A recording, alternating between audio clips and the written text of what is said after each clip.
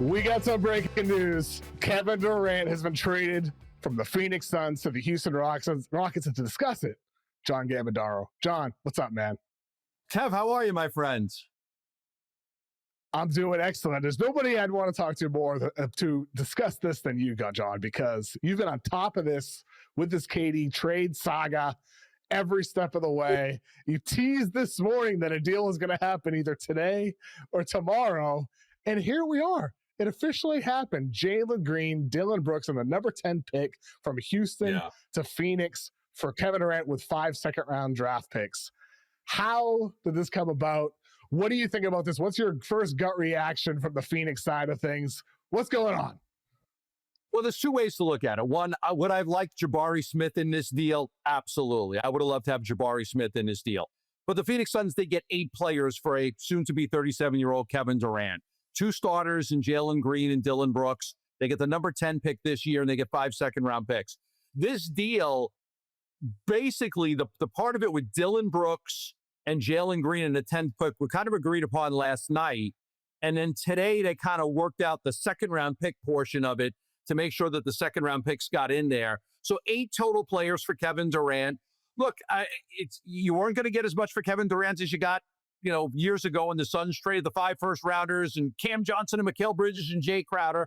I think they made the best of the situation. It was time for Kevin Durant to move on. Some people are going to like the trade and some people aren't going to like it. I like Jaylen Green. There's no plans to trade Jaylen Green or reroute him. I think he can play with Book. He attacks the basket. He doesn't shoot as much as Book, so he likes to attack, which the Suns were one of the worst teams in the NBA at attacking the basket. Brooks gives them an alpha. He gives them a real veteran leader. You'll remember this years ago. They thought they were trading for Dillon Brooks, but Memphis said it was Marshawn Brooks, and the whole thing got messed up, and they ended up trading for Kelly Oubre the next day. But I was in the middle of that because I was reporting the Suns had traded for Dillon Brooks. Woj was reporting that it was Marshawn Brooks, and they ended up scrapping the deal and just making the deal the next day for Kelly Oubre. It all comes full circle now getting him. I mean, look, that was a crazy couple days or however long it was, couple hours. Look, I think from the Phoenix side of things, I'm disappointed that they didn't get back one of their future picks. Getting number 10 is nice.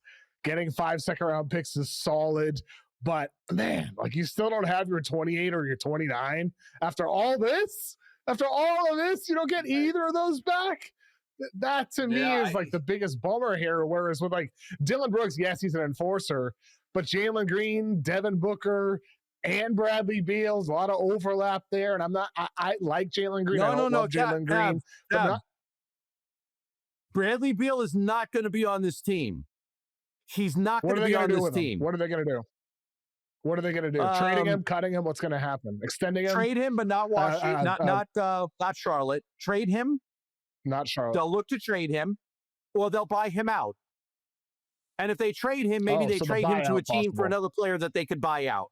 But they will either trade him or they will buy him out. I went out on a limb 3 months ago and said there's a 0% Bradley Beal is going to be back. I'm going to stick with that. I don't think there's any scenario in which Bradley Beal comes back and plays for the Suns. Look, that helps a little bit. Jalen Green is a young guy. He's still, at this point, 23 years old, turns 24 next year. He's not on the worst contract in the world by any means, his extension kicking in. And for Phoenix, at the number 10 pick, they're not just going to take Jace Richardson from Michigan State, are they? It's a good question. I don't know. We just found out about the picks. The second rounders they got, which I reported, the second round picks from Houston are the Rockets' 2032 pick, Boston's 2030, the number 59 this year, and then 2 second rounders next year. So again, yes, the Rockets' 2032 second rounder, Boston's 2030, the 59th pick this year, and then 2 second rounders next year. That's the second rounders. You know what? I haven't done any homework on the 10th pick. Look, they're always going to get a pick back this year, whether they were dealing with Miami, Minnesota, Toronto, San Antonio, 9, 10, 14, 17. We always knew they were going to get a pick back this year. I understand your point. That's why they didn't want to tank. That's why getting, guys that could play and play now and try to win and try to get to the play-in tournament is the goal, not to be in the lottery and, and have a because you don't have your pick. There's no use being in the lottery when you don't have your picks. So the goal was to try to be competitive and try to win some basketball games. And they know they're not going to win anything big in the next couple of years. They know that. But you had to start over. Kevin Durant, it didn't work. It didn't work. Addition by subtraction. Beal's got to go. Durant, it wasn't worth keeping him. They had to start over. Look, I think for Phoenix, it's the type of issue here where a lot of people believe they should have done everything possible to get their own picks back. There are others who believe that the Suns, I think internally they believe this clearly with their decision, just continue competing. It's not about just getting your picks back. They want to have other teams' picks perhaps, but not their own. They want to focus on winning and possibly benefit from other picks. So it's about different philosophies here. Phoenix has never prioritized getting their picks back. This is what I reported earlier in the year. You've talked about this as well. They didn't want their own picks back. That wasn't the priority here. I think the fact that the deal happened with Houston, that's where I'm like, maybe it would have been at least a little nice to get your own picks back in this scenario. But ultimately, they're favoring what is the best deal on the table. Was there anybody else who was competitive? Like, was there a good offer from Minnesota, a good offer from San Antonio? Minnesota, what were they offering? Rudy Gobert. This is what I believe. Now, this is what I believe the offer to be. How much changed on Durant not wanting to go there? That we're not 100% sure on. But I believe Minnesota would have been Rudy Gobert, Dante DiVincenzo, one of the young players, either Shannon or Dillingham, and then their first round pick, which is, what was their pick this year? Was it 14 or 17? I can't remember. But whichever Minnesota's pick was this year, they would have got that. So Rudy Gobert, Dante DiVincenzo, who they almost drafted the year they got Mikal Bridges. They were going to draft Dante DiVincenzo, but they made the trade and got Mikal. Then one of the younger players, Shannon or Dillingham, not sure which one, but one of the two. And then Minnesota's pick this year, which I think is 17. But you could correct me if I'm wrong. I think that was a good offer. But I think KD probably, like the Golden State deal, sent through back channels that he, I'll go there, but there's no guarantee I'm going to resign with you. There's no guarantee. Now, whether Minnesota was willing to do that deal without a guarantee from KD or not, I'm not sure. I don't know. I think the Minnesota offer was really good. I always liked the Minnesota offer. The Miami offer was junk. And there's a lot of really, like, no fan base irks me more than the Heat fan base. Not all of them, but some of them. They're so ridiculous. And I don't think but I never believed the Miami offer was that good. So they all thought they were going to get KD, and I never had KD going to Miami, so they jumped all over me, but I've been right about so many Miami stories before, Beal and Dame and other things, but I don't think the Miami offer was good. Toronto, I think part of it may have been was Jakob Poeltl in the deal or not? Because I don't know if the Suns would have wanted RJ Barrett, and Toronto had to pick this year too, I think 9. But I liked the Minnesota offer. I would have loved the Houston offer. It was Jabari Smith was in there. But I could live with 2 starters, Dillon Brooks and Jalen Green. The 10th pick this year could be a good player. And then you take a lottery on the 5 second-round picks, which you could always trade or not. So I'm not saying like this is an A for the Suns or a B+ or anything like that. I think they made the best of the situation they could. They got back a couple of starters, and they got back 6 draft picks for a guy that's going to be 37, and they had no intention of re-signing. Were there any, so like Shams Charania was pretty consistent in talking about, mystery suitors, these dark horses, wild cards. Were there any wild cards that you knew of that made solid offers for KD? I think the teams that we knew about were Miami, Houston, San Antonio, and then Minnesota, Toronto, and who am I missing there? So San Antonio, Minnesota, the Clippers. The Clippers were in on it too. So that's the 6 that were in on it. And there was nobody else. I'm not sure. Listen, I think there might have been something to Cleveland having a little bit of interest as one of the wild card teams. I can't be 100% with you on that, but I wouldn't be shocked if when people said there's a wild card team, there's somebody out there that's a wild card team, I wouldn't be shocked if that ends up being the Cleveland Cavaliers. Just keep your eye on that. Interesting. I mean, I do think Cleveland's a team that would be looking to make some big moves this offseason, splitting up Garland Mitchell in the backcourt, possibly splitting up Allen and Mobley in the front court as well, keeping Mobley and Mitchell, but there's other guys very movable. Yeah. So Cleveland's an interesting one, and it does possibly indicate that they could be making some other big moves. Would have probably been that would have been like the 3-way, 4-way deal that people were speculating on. But everybody had said there was a wild card. I believe there was a wild card. And without giving you like certainly, hey, it was, I would just say that I wouldn't be shocked if Cleveland was possibly the wild card, that maybe had some interest or not. Again, I can't say with certainty, but a lot of people were speculating on a wild card. I was too. To me, that might be a team that you could explore whether they kick the tires on them or not. Do you fully expect the Suns to keep the number 10 pick and use it, or could they look to flip that elsewhere? Yeah, the speculation right now, like there's even reports out there the Suns are going to reroute Jalen Green, and I'm reporting that that's not true. Their plan is to keep Jalen Green and Dillon Brooks. Their plan is not to reroute Jalen Green. It is all over social media right now that they're going to reroute Jalen Green. They're not. The plan is to keep Jalen Green, and the plan is to keep the 10th pick. Look, they got to let go of a lot of players that were on the team last year, and they need to replace those players with younger, cheaper options because they're still above the second apron. And they're going to get under. Like the goal is to get under the second apron. I believe they will get under the second apron. And I do think Beal is going to be gone, and that could help a lot. But they need to replace, you think about all the guys, there's 5 or 6 guys on the roster that aren't going to be here. They need to replace those players. So the draft picks, younger, cheaper talent is the way they're going to do it. Look, I think it makes sense because they'll at least be competitive. Like you said, compete for the play-in. It's pretty realistic here with what would actually happen. They're not a contender. They're not up there in the Western Conference. And that does lead to the question here, though. Is Devin Booker going to be patient with all of this? Is he willing to stick this out and see the Suns improve? Is your indication that Devin Booker is going to be patient here and not be demanding a trade a year from now? Yeah, I was talking to somebody really close with Book that played with him and said to me, look, there's no assurances. He's a star here. He's the superstar. He's the face of the franchise. There's no assurances that if he goes somewhere else, he'll have that. There's no assurances that he could go to another. I want out. He goes somewhere else, and maybe it doesn't work out. I mean, look at Kevin Durant.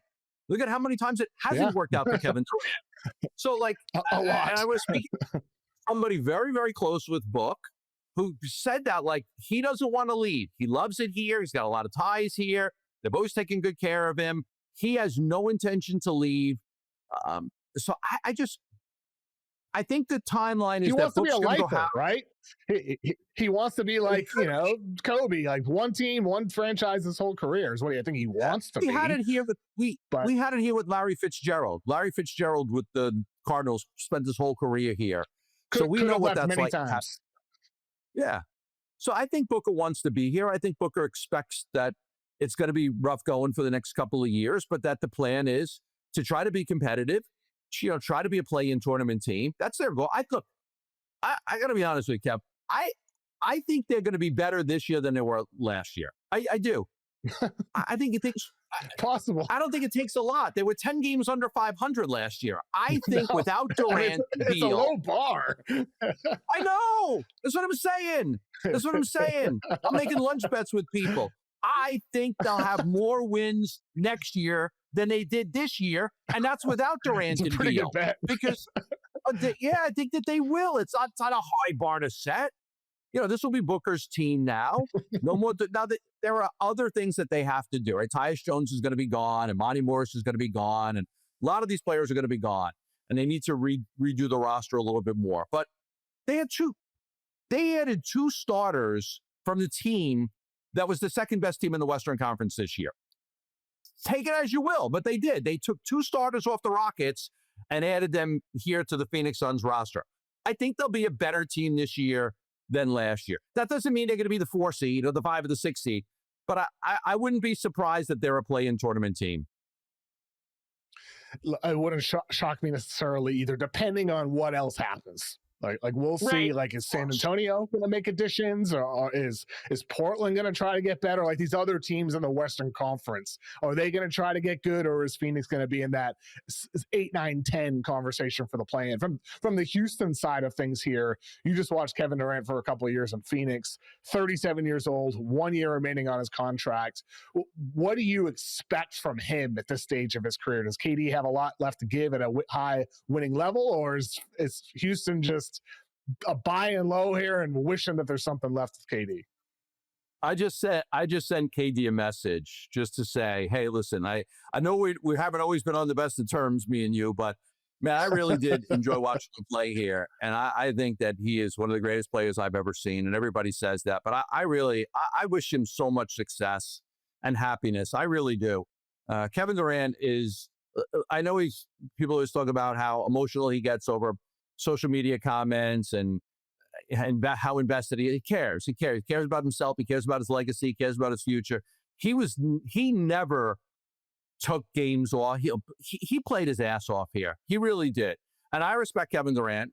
And I've had my odds with him going back and forth. You know, we've been at odds at times, but I really did enjoy watching him play. And I didn't see a lot of slippage from Kevin Durant. A little bit, of course. He's 37 and, you know, but the right team around him, like Houston, I think he's going to crush it there. You got Van Vliet. You've got the defensive players in Houston. You've got other guys that could score. I think he's just going to go there and be able to be himself. And I think he's really going to help. Remember watching those playoff games? At the end of the last 5 minutes of the game, it was with Şengün just trying to dribble around two guys and throw up a shot that wasn't going in. Like, they don't have to worry about that anymore. Kevin Durant is the greatest shot maker we've seen. He's going to fit in so well right there. And they've got a lot of the glue pieces between Thompson and Van Vliet and Şengün and Eason that are going to allow him to just be himself. It's going to allow Kevin Durant to be himself and just go get big-time buckets, get those baskets at the end of the shot clock, at the end of the game. I think this is a great move for the Rockets because I think he still is going to play at a really high level for the next 3 years. I think it's an absolute no-brainer for the Rockets and for Kevin Durant. This might be best-case scenario of all the teams that were on his list: Houston, San Antonio, Miami, and all those teams that like made some type of offer. Minnesota, Miami, maybe Cleveland, as you said earlier. LA Clippers, we'll see there. But like ultimately, Houston has the elite defense. They have the rising young talent. Şengün's still getting better. He should improve from this run that they just had this past year. And they have all these gritty defenders, depth, exactly. A great coach in Ime Udoka.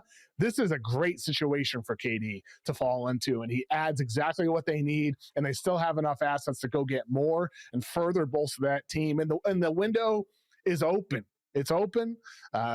Houston definitely has a shot next season. So I think for Kevin Durant, this might be the first post-Golden State team that actually might find itself in a championship next season. So I'm happy for KD too. And as you said, he's still so good. At worst, he's still one of the 25 best players in the game. At best, he's still one of the 10 best. He's still an awesome player. And so for the Rockets, even if he gets a little worse after an extension the next 2 years, he's still going to be really good. He's still going to be really good for the Houston. And they Rockets. held on to Whitmore, and they held on to Whitmore, and they held on to Shepard, and they held on to Eason. I think the Rockets made a good deal. And I don't think this is a terrible deal for the Suns. I think the Suns got 2 starters back because they want to be competitive, and they got 8 players overall for Kevin Durant, and they got a top 10 pick back. They got this year's top 10 pick. So I think the Suns did a decent job. I wouldn't say like this is an A for the Suns, but I don't think it's a bad deal for the Suns. I think they made the best deal that they could make, and they had to make a deal. They had to move on from Kevin Durant. They had to. This was the best offer. I like the Minnesota offer, but I think this is a good offer that will help the Phoenix Suns be a better basketball team next year and give them some avenues to be better down the road with 6 draft picks, only 1 first round, about 5 second round, which, you know, Kevin, you can always take those second rounders and use them for trades. You can always trade 2 second round picks are always traded. So now that they've got more ammunition to make trades down the road if they want to do that. So I think all in all, the Phoenix Suns did all right.